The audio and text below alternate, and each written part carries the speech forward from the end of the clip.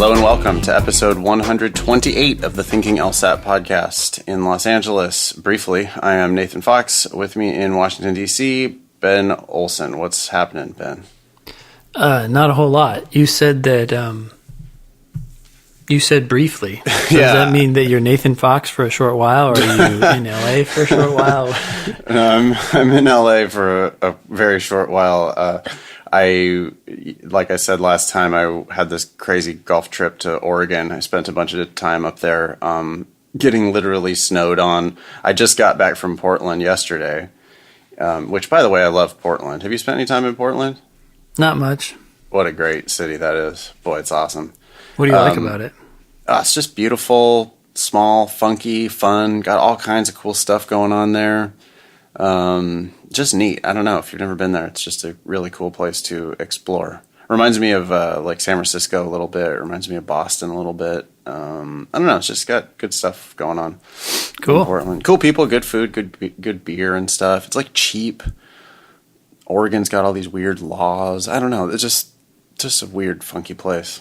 But anyway, I arrived back yesterday late, and then today I have a house guest arriving from Korea, and then wow. I leave tomorrow for San Diego for another super bro-y golf trip. This time not in the snow, though. This time I'll be in San Diego for 3 or 4 days, and then I'll be back here, and things will chill out a little bit.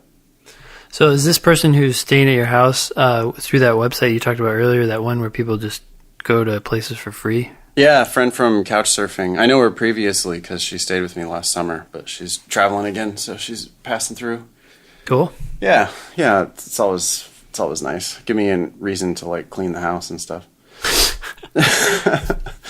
So anyway, yeah, I'm just running around like crazy, doing a million things, which is fun sometimes. Yeah. But it seems like I should be relaxed when I'm just playing golf all the time. But when you add the travel on top of it, it gets taxing. Yeah. Anyway, I'm certainly not complaining. Today on the show, we are going to run through a bunch of listener emails, but we have a few announcements and things that we should get to right off the top. I mean, the one that I'm the most excited about is this new Thinking LSAT Facebook group. Yeah. Do we have a direct URL for that? How do people find that again? I mean, obviously it's on thinkinglsat.com, but I don't think there is a direct URL yet. I think we have to have more users. Oh, we're back to this again. We need to get a certain number of people in it so that we can. Okay. Anyway, go to Facebook, see if you can find the Thinking LSAT group, or go to our website. I'm sure we have it linked. I think Matt was like tweeting about it and sending it out in the newsletter and stuff. So there should be ways you can find it. Yeah. But it's going to be cool.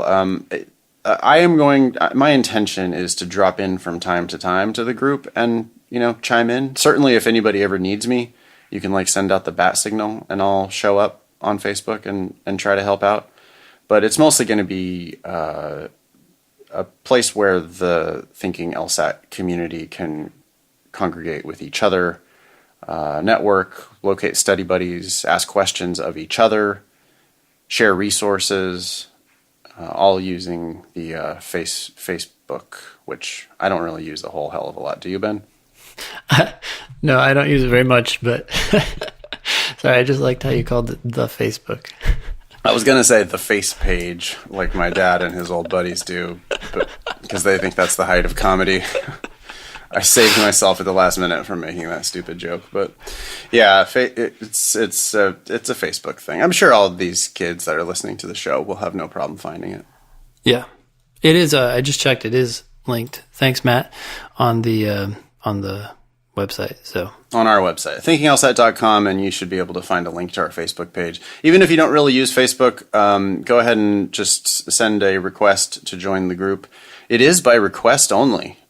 So we have a few different admins, and see what happens. We'll show up from time to time. I know there's a poll running that we've got some heated voting going on in the poll, and there's already been a little chatter going back and forth between the listeners. So thanks for all that.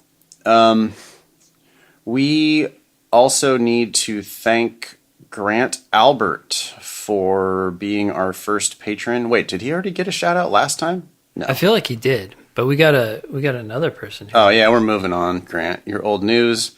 And instead of Grant, it is, boy, this is all down in my email here still, Mark Moody.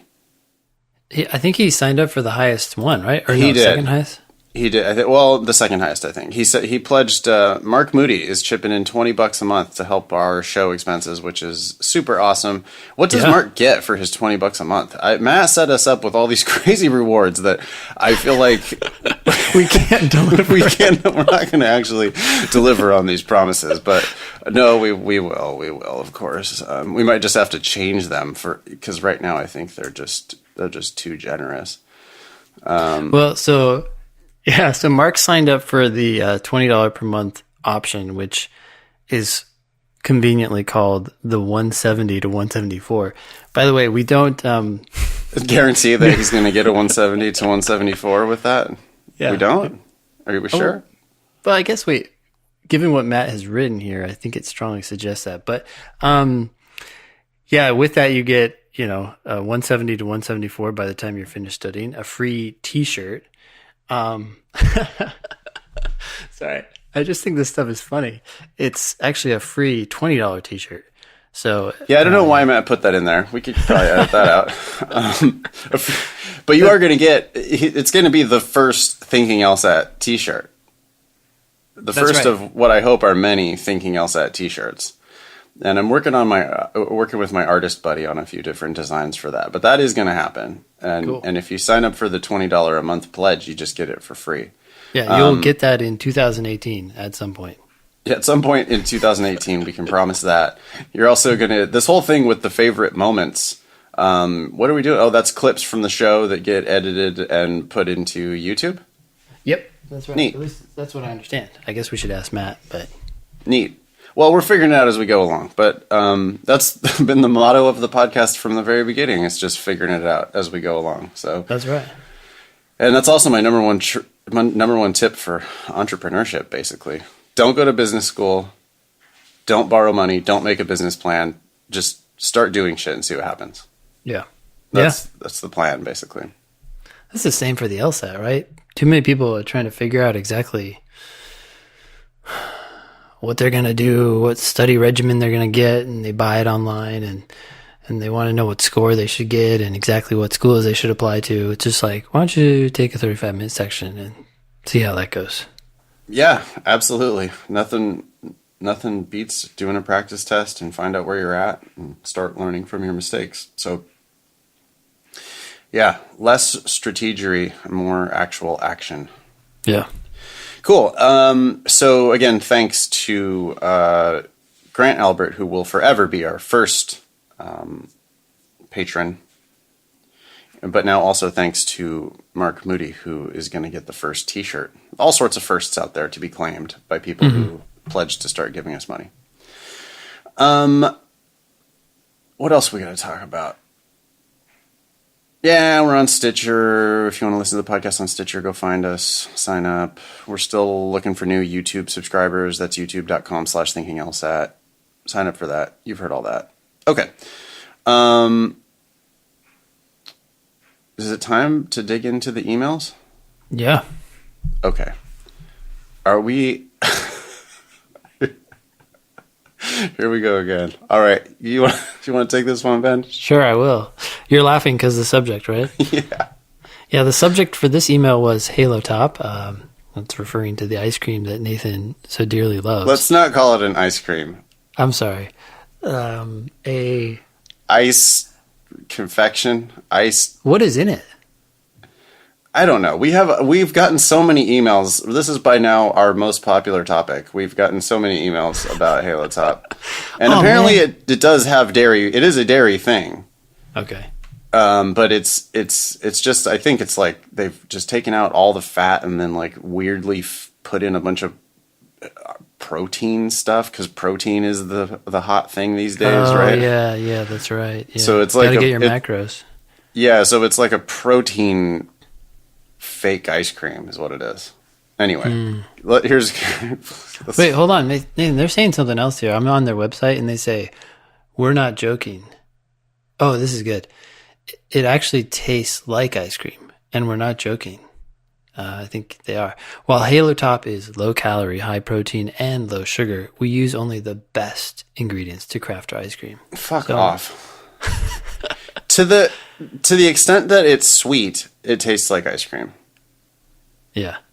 But other than that, it's not ice cream, not even at all. But here, let's want to read this email? Go for it. Sure. Hey guys, as an ice cream lover, this stuff is the worst. I know because I'm an avid weightlifter because I'm an avid weightlifter, I know that it's very popular among the fitness crowd, especially the Instagrammy fitness people. Oh yeah, those wonderful people who post their abs on Instagram every day. Mm-hmm. The reason for its popularity is because the protein content for those who are tracking their macros is very high, and I assume because these people are already eating other high protein bullshit like Quest protein chips. Have you seen those? Gag. That they're used to sacrificing taste for more protein. Yeah, if you're focusing on macros, you don't really care about taste probably. Anyways, I think this is mostly marketed toward fitness people, and then basic bitches helped popularize it on Instagram. What is a basic bitch? On Instagram, because it's in a pretty container. Marjory. Okay. I think Marjory nailed it there. Yeah. I think it's people who are used to just eating. It's like they just consider food to be ingredients that they put into their abs, and they're not eating food. You know, my hatred of this stuff, it really comes from reading some Michael Pollan. You must have read some Michael Pollan. Is this guy the herbivore's dilemma dude, or is that someone else? Yeah, I think so. He's a professor at UC Berkeley. I want to say he's actually like a journalism professor at Berkeley, but he's written a bunch of books about food. And he wrote this book about, he basically, it's, eat food, mostly plants, not too much. Sure. That's Michael Pollan. Yeah. And he has a few of these other little aphorisms. The one that really stuck with me is basically don't eat food that makes health claims.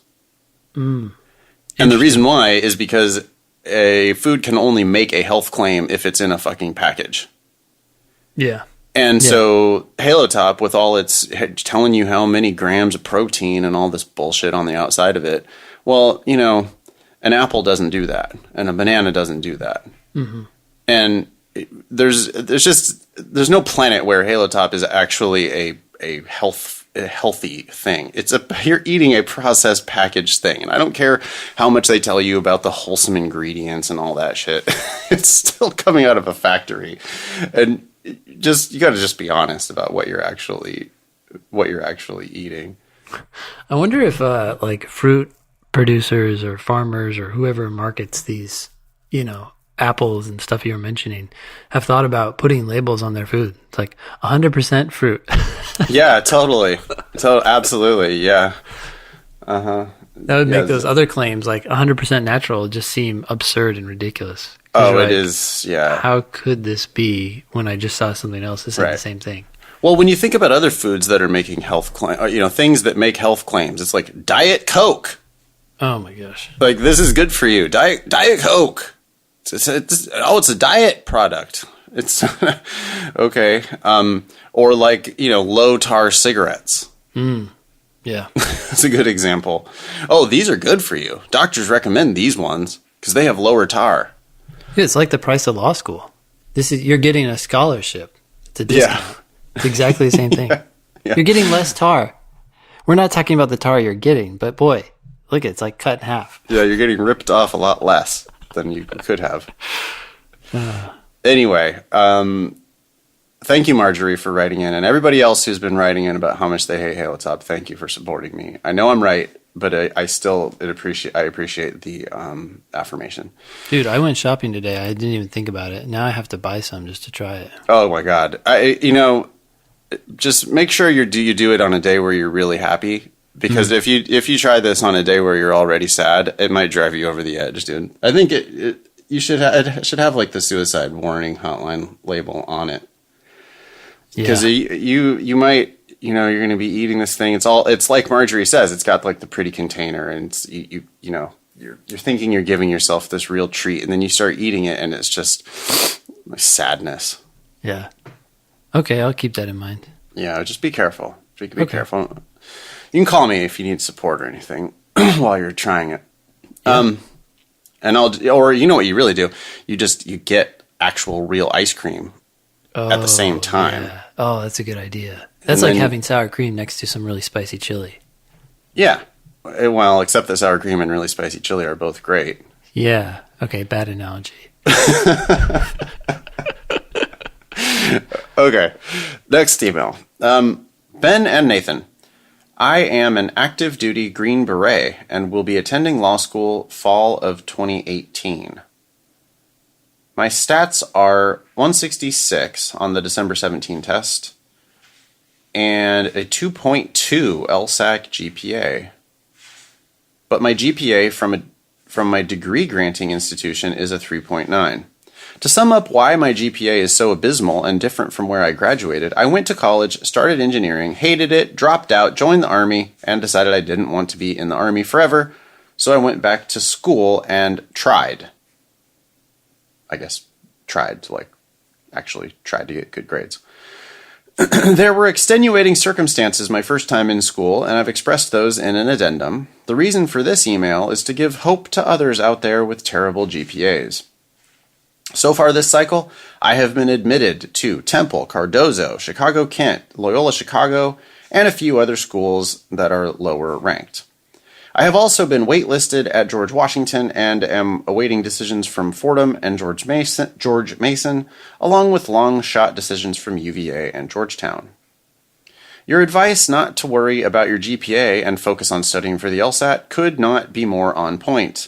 I also wanted to ask you guys for your opinions on why people are so quick to say transferring is near impossible.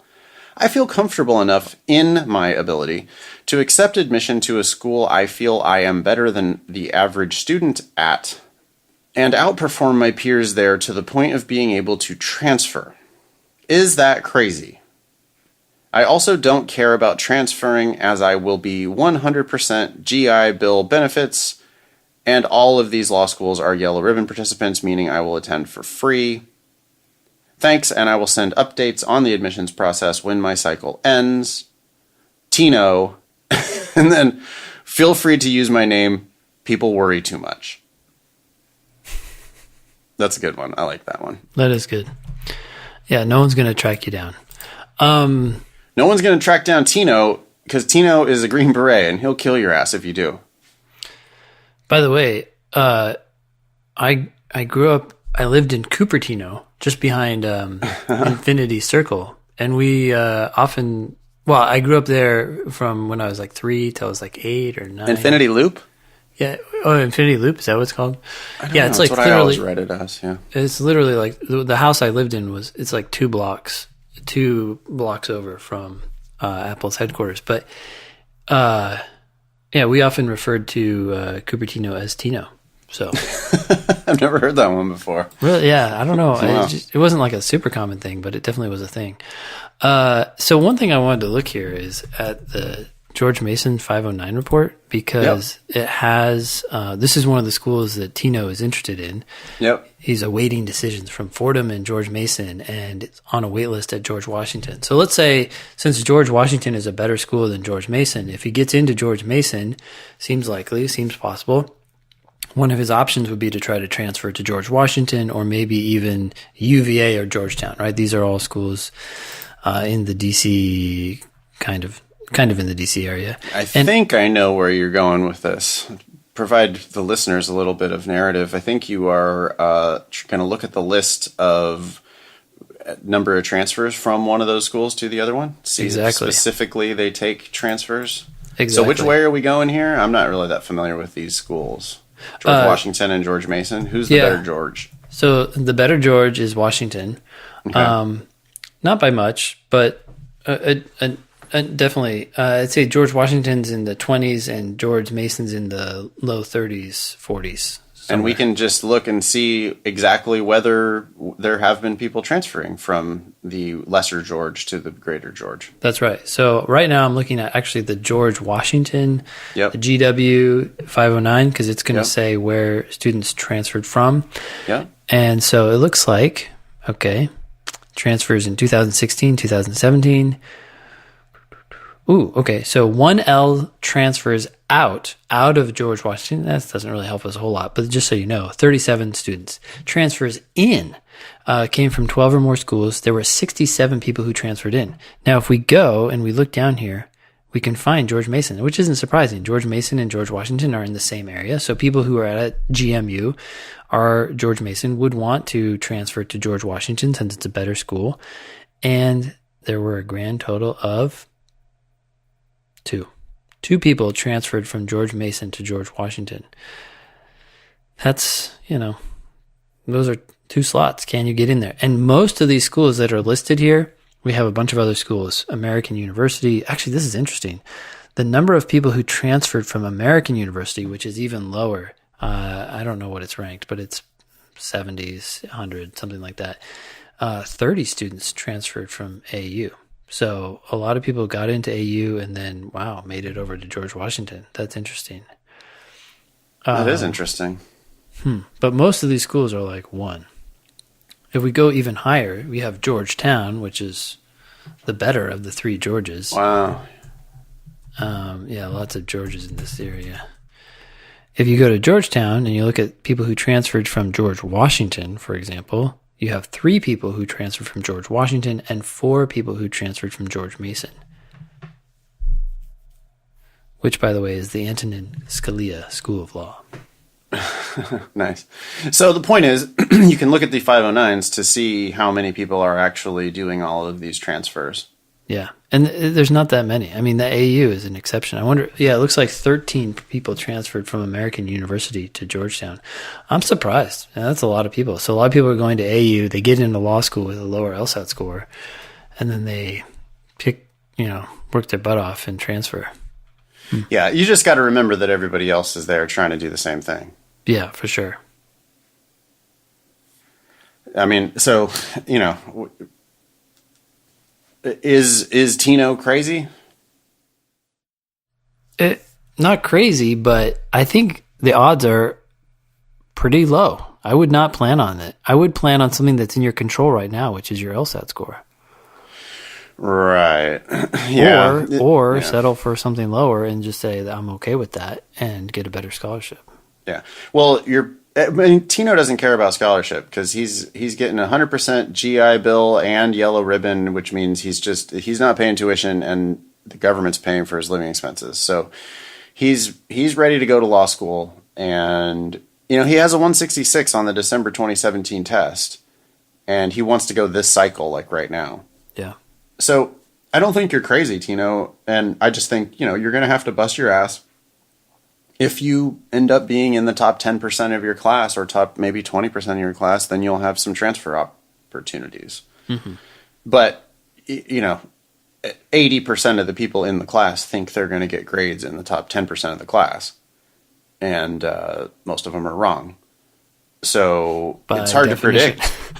Yeah, it's hard to predict who's going to really kill it and who's not. But if you think you're the only one going in there thinking that you're, going to outperform your peers, you are vastly mistaken on that.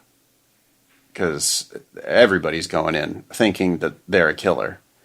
And, Tino actually really probably has killed people. But, hopefully he's not going to get through law school that way. Anyway, no. You're going to find stiff competition no matter where you go. The lower ranked school you go to, the easier the competition will be. So it is certainly possible, you get into some really great school, you go to some not so great school because you get a great scholarship or something. And you could make a prediction there that you've got better than average chances of outperforming in school. Yeah. But that's about the most I'd ever say. I mean, I would never guarantee anybody that they're going to really kill it in law school. It's it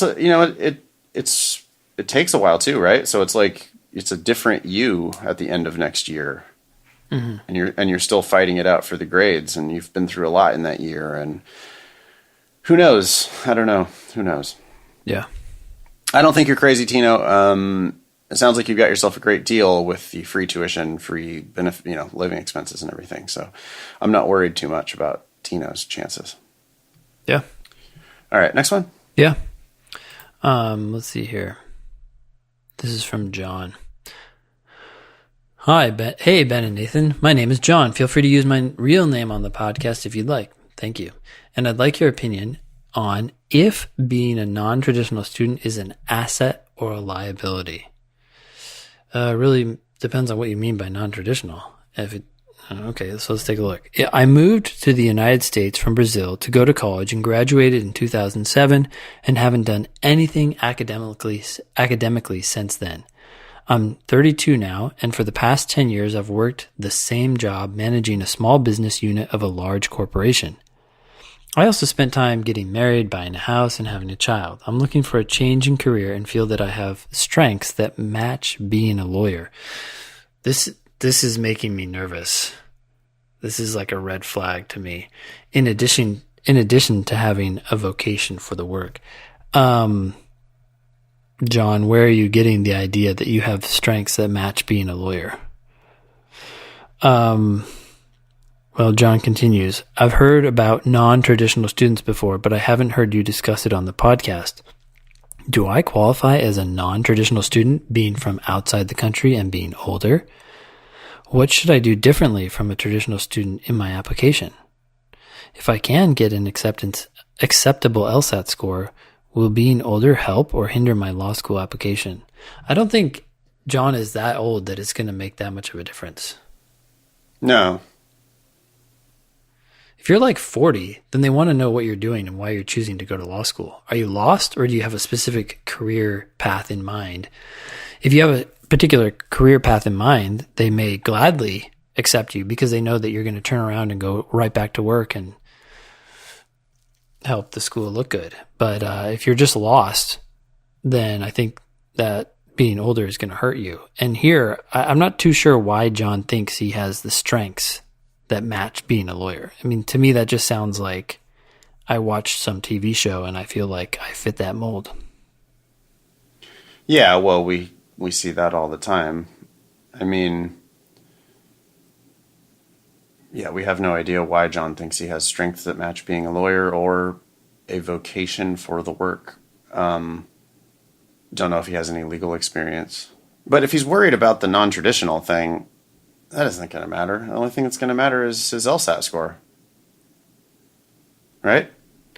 Yeah, LSAT. Well, no, I'm saying it matters if you're old. In this case, I don't think John's that old. Yeah, but no, yeah. No, I 100% agree with that. 32 does not automatically make you a non-traditional. Whoa, this is something totally different. Yeah, 32 is for law school applicants. 32 is totally within the normal range.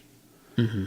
I think 22-year-olds always think that, like, I've had people be like 23, 24, and they're like freaking out about how they're late to get into law school. Oh yeah, or they're saying I got to apply this cycle. I've been out of school for 3 years, and you're like, or 2 years, Not a big deal.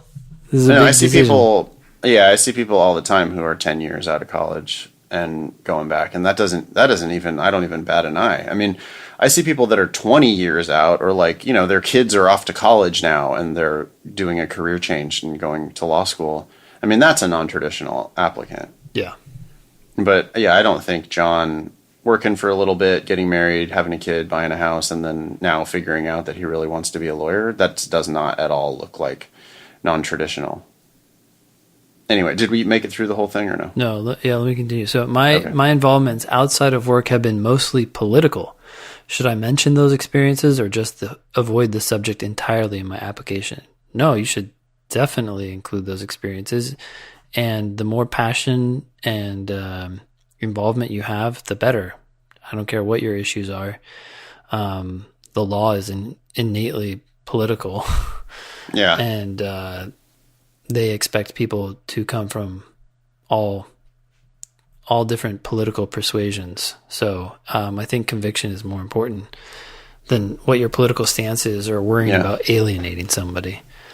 Yeah, and he is gonna have to explain, with 10 years in between college and applying now to law school, he needs to think about crafting his personal statement in a way that makes it look like it all makes sense. You want it to click for them, like, oh, I see what he did, and I see why this makes a good sense for him. Mm-hmm. So instead of him talking about, like, I have these strengths and I have a vocation for the work, you need to demonstrate that by, here's what I did at work, here's what I did volunteering, here's my political involvements, here's why the law school thing is the obvious next step for me. Mm-hmm. Mm-hmm. And that's just, I agree that he needs to mention those experiences. John concludes, you guys are straight up ballers. Thanks. Thank you for the work you do with the podcast. It has been a great help to me during my tackling of the LSAT. Regards, John. Thanks, John. Yeah. Thanks a lot, John. Thanks for writing in. On to the next. Yeah. Nathan and Ben. I will keep this as concise as possible, as I know you hate walls of text. Please use my first name only. Love the podcast. I've been listening since I started my prep in mid-December, and I love the honesty you guys exhibit on your show, as opposed to just telling everyone what they want to hear, as do a number of other LSAT sources. Okay. Ooh. Here's my background. I started prep in mid-December, scored 144 on my first cold test. Have been studying using a combination of the Manhattan prep books for LR, LG, and RC, and practice tests 29 through 38 and 42 through 51.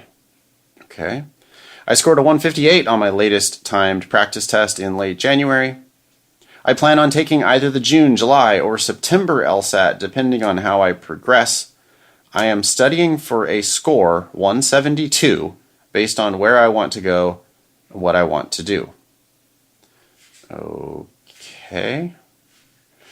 Question. As a listener of the podcast, I have been skeptical of the Manhattan prep books. Thus far, it has been useful. Have been useful, as I have been learning about the different question types and practicing those skills on timed prep test sections and have increased my score rather quickly. All of the material in the books has coincided for the most part with what you guys discuss on the podcast until now. I have just gotten to the section on the approach for assumption questions, and the book strongly recommends reading the stem first.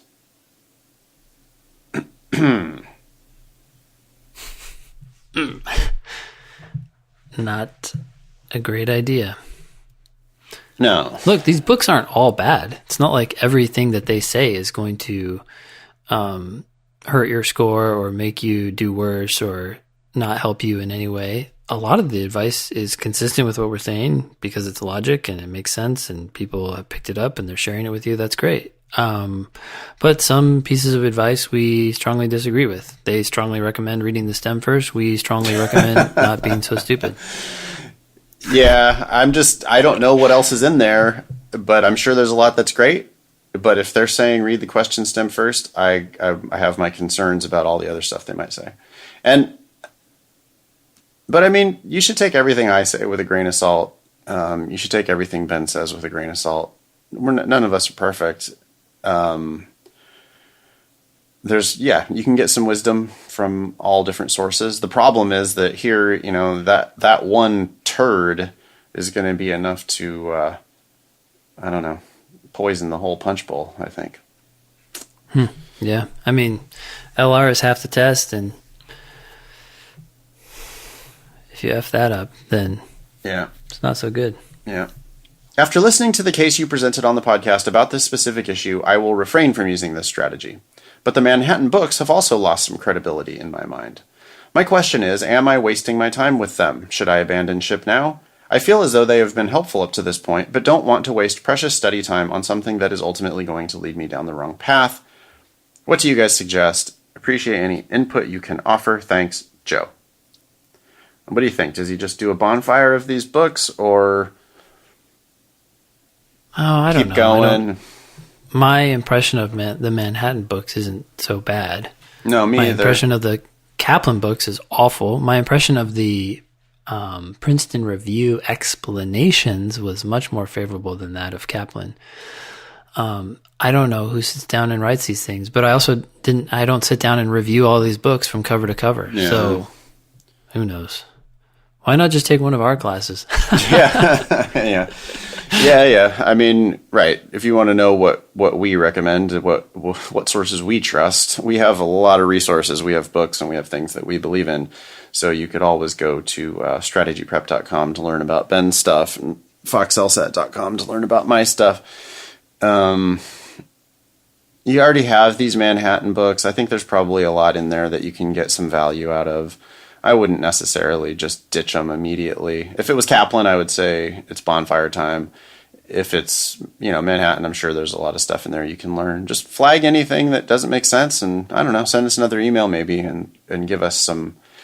If you ever see anything that conflicts with what we say, then we would love to hear about it, because we're probably right, but we could be wrong, and we'd be interested in hashing it out. Yeah, I would say, every 100 episodes, I think we make one or two mistakes. So yeah, we need to kind of clean that up. Yeah, we do. I have to bust Joe's balls for the one. He did it once, and it caught my eye. Yeah, he's done it 3 times. He did it again, and I was like, oh boy. And then he did it the 3rd time, and I was like, Joe, you're going around in your whole life, every time you write the word guys. So I love the honesty you guys exhibit on the show, and there's an apostrophe after the S. Yep. All the material in the books has coincided for the most part with what you guys discuss on the podcast. With an apostrophe after the S. Yeah. The apostrophe here is suggesting plural possession, but we don't possess exhibit. We are exhibiting. We are doing that thing. So.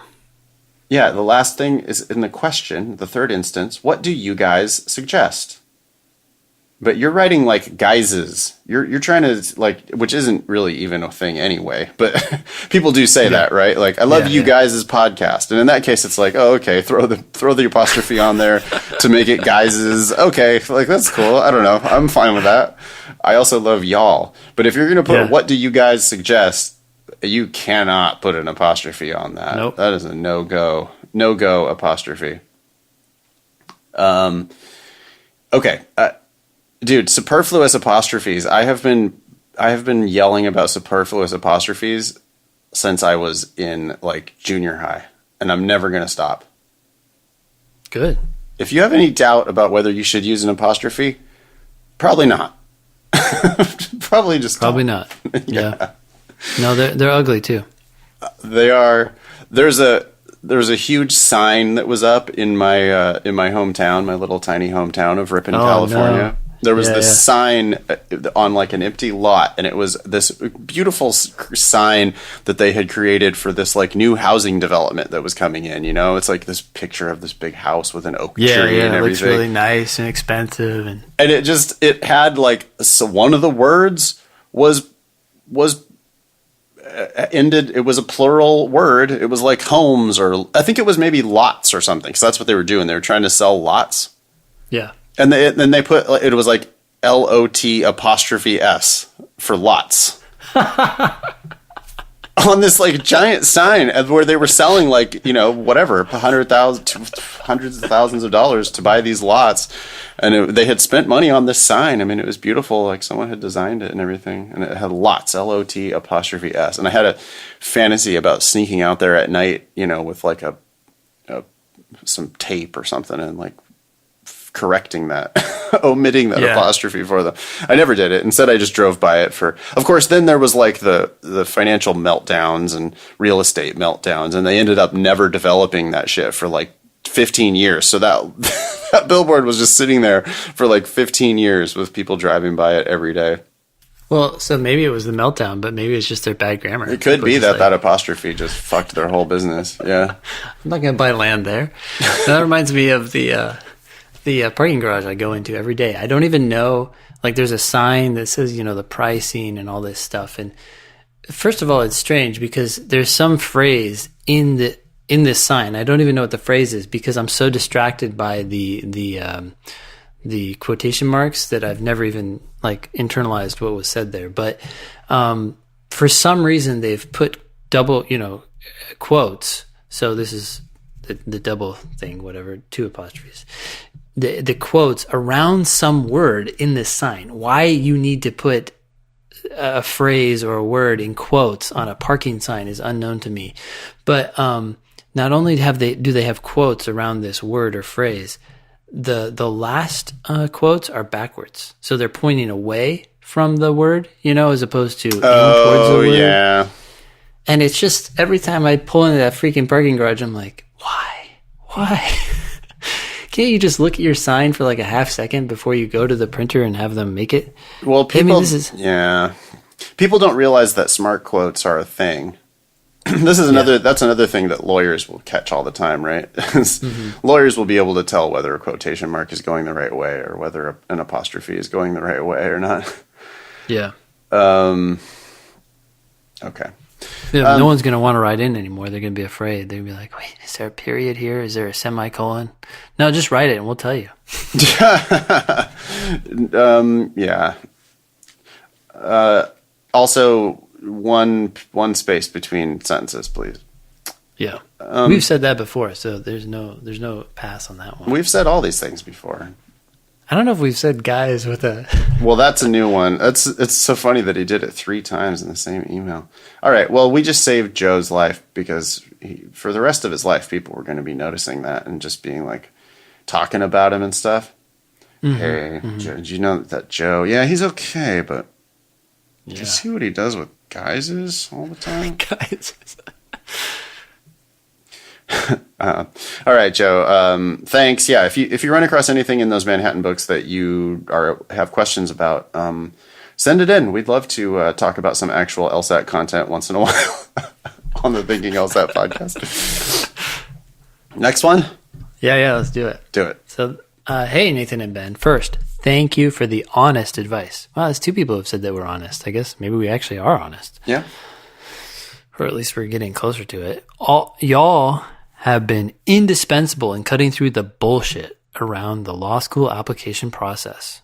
Feel free to use my name, Vicky, if you read this on the podcast. All right. I'm interested in your take on Northwestern's early decision program. It's binding, but there's a $150,000 discount if you do get in. According to their 509s, I think I have a shot. All right. So it's nice to know what the discount is. What's the amount you're actually going to have to pay? Yeah. Some background. I'm applying to law school into the 2018-2019 cycle, hoping for admission to the top 10. Score on record, 169. Cold diagnostic, strictly timed. Oh, good. 160. Prep tests, mid-160s, peak of 169. Oh, wow. So you got your peak on test day. Good. Undergrad GPA, graduated in 2016 from Rice University with a 3.89. These are all good numbers. Yeah, those are all really good numbers. Mm-hmm. Yeah. I wonder if she knows Papa Zach. She overlapped, I think, at Rice with Papa Zach. Oh, that's a good memory you have there. I didn't remember where Papa Zach went. Yeah.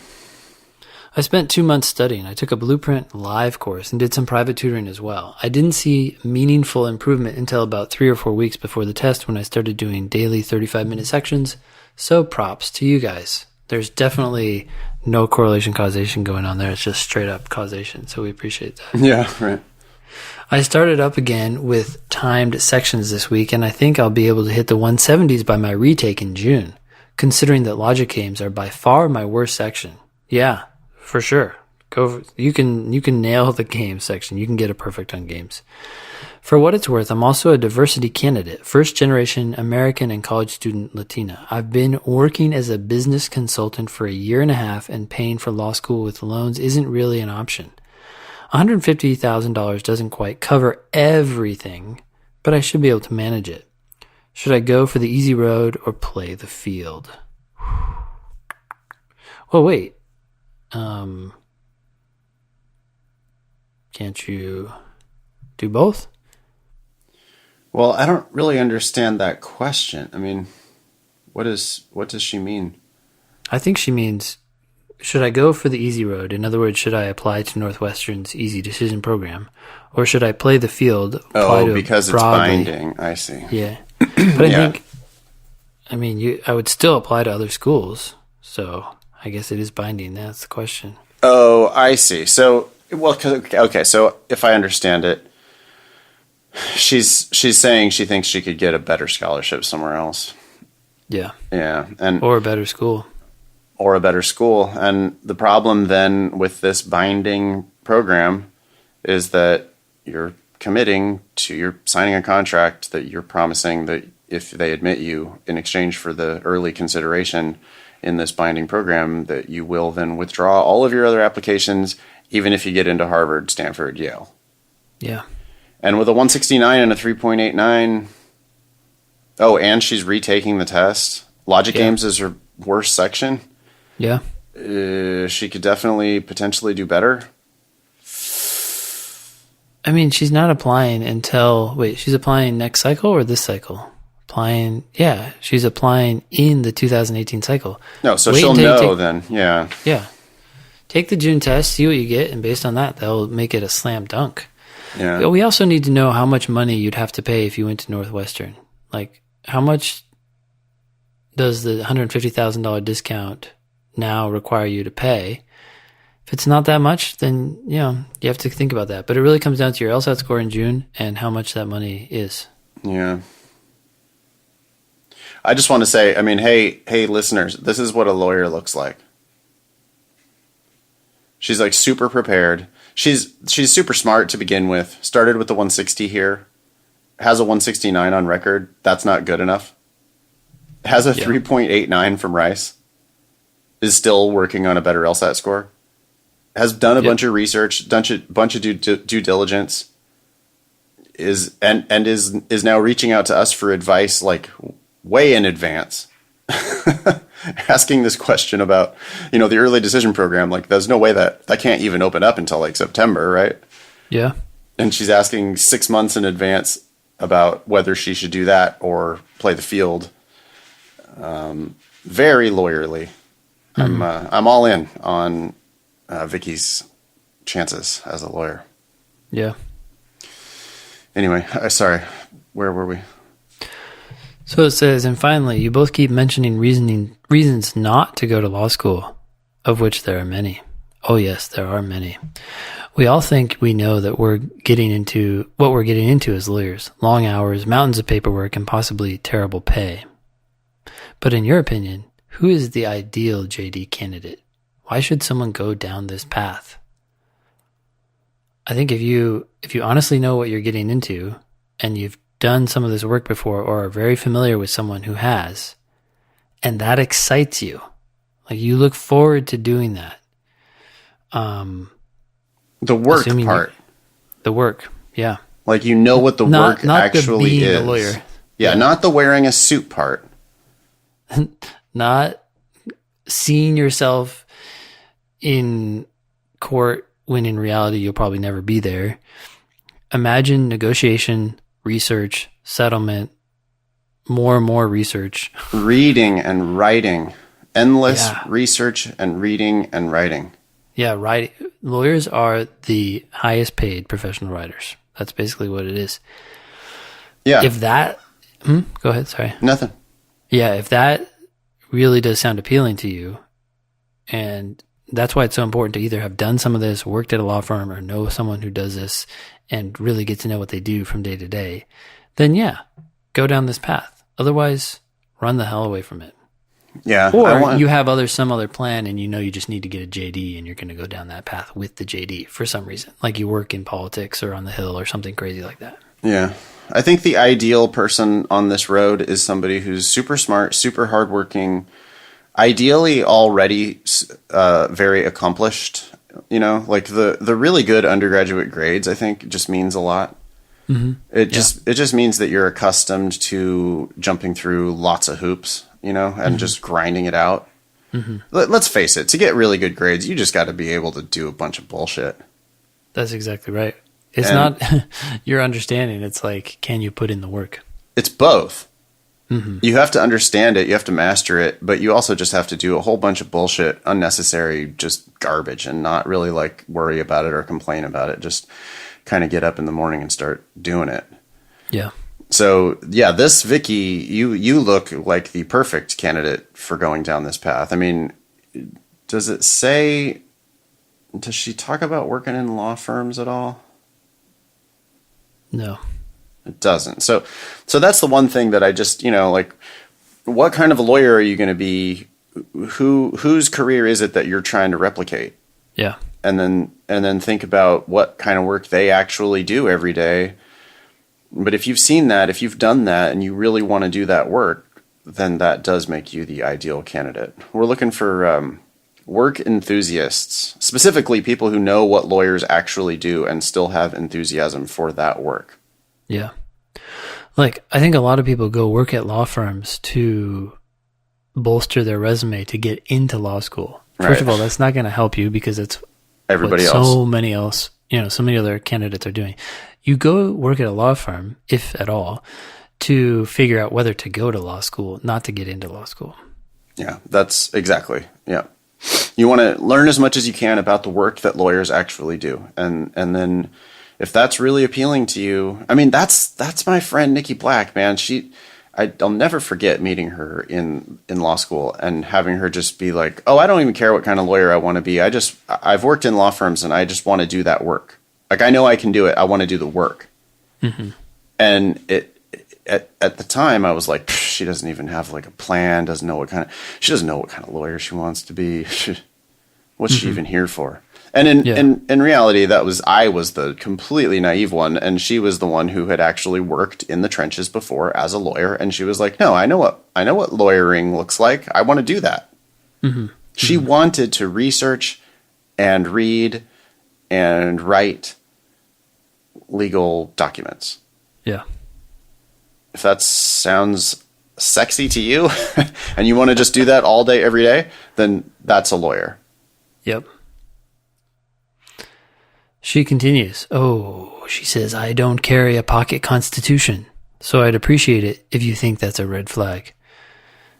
I don't know many people at all who carry a pocket constitution, but it's definitely a deal killer, so forget the whole law school thing. Carrying a pocket constitution is a very douchey thing that 1Ls like to do. To act like you're some highfalutin big-time lawyer, right? Everybody thinks they're Thurgood Marshall, and so you carry this pocket constitution around, and it's like, not that Thurgood Marshall carried a pocket constitution or anything, and I'm certainly not trying to talk shit about Thurgood Marshall. What I'm saying is, all these, wannabe, everybody thinks they're going to be just next stop, regaling the Supreme Court with all of their brilliance. That's right. Oh, wow. We never thought about precedent in that way. Yeah, exactly. That's the type of people who carry a pocket constitution. It just seems like very super naive. Or I had a law school professor who was like a super showboat who did it. And I'm glad you're not carrying a pocket constitution, Vicky. Like so many things in life, it's really about like why you're doing it, not what you're doing. So most people who carry pocket constitutions are complete fakes, right? They're phony. Sure seems like it to me, yeah. Yeah, but I could imagine someone who carries it because they genuinely love the Constitution and are for some reason checking it out. I would imagine it would be that's strange because in this day and age, you really just have it on your phone. Yeah. So like, I actually don't know if I could ever see that, but I could see an older attorney doing that. Oh, sure. And genuinely be interested in it. But otherwise, yeah, it's just a show. It's something that they're carrying it so that they can pull it out and wave it around. Exactly. They're carrying it so that they can show it off. It's like the people who are really into the Constitution have the whole thing memorized. So sure. You don't need to be waving it around if you've memorized it. Let me check that out. Article 3. Yeah, that's what I thought. Yeah. Okay. I got to wrap it up here pretty quickly. Do you think we have time for one more? I do. Yeah. If Okay. you have time, let's do it. Yeah, let's do this one more and then we'll wrap it up. It says, Nathan Abed, the article linked below is an op-ed from a law school dean, so take it with all the necessary grains of salt. You could have just said take it with all the salt, because there's going to probably be many necessary grains if this is coming from a law school dean. But it does answer why they changed the bar passage portion of the 509. They are requiring schools to update results with ultimate, not just first time bar passage, but ultimate bar passage, and to keep the results on their websites. I'm not sure why they couldn't have kept the 509 section about bar passage rate also, but at any rate, all law schools should have the information online before deposit deadlines. Best, Jacob. And then there's a link here to a story about all of that. So talking about, because we've complained about the new 509s that came out a few weeks ago and how they had taken bar passage rate off. So we'll have a link in the show notes to this article if you would like to check that out. Jacob, I mean, you ended your email with the exact question that we're wondering. Why not include it in both places? I don't think it answers the question at all. Yeah, probably doesn't answer the question at all. But anyway, that is the change, I guess. And they used that change as an excuse to not put it on the 509s this year. Maybe it'll come back next year. Yeah. But anyway, whoever makes that determination, hey, the bar passage rates really need to be on the 509s. Come on, why not? And yeah, put first time and ultimate, please. Put both of those on there. That would be Sure. convenient. If the whole point is to make it easier for students to be savvy, put more information on there, more relevant information on there, not number of books in the library or any bullshit like that. Yeah. Okay. I am going to have to wrap it up there. That was show number 128. Thanks all y'all for listening. Nice knowing you. Don't pay for law school.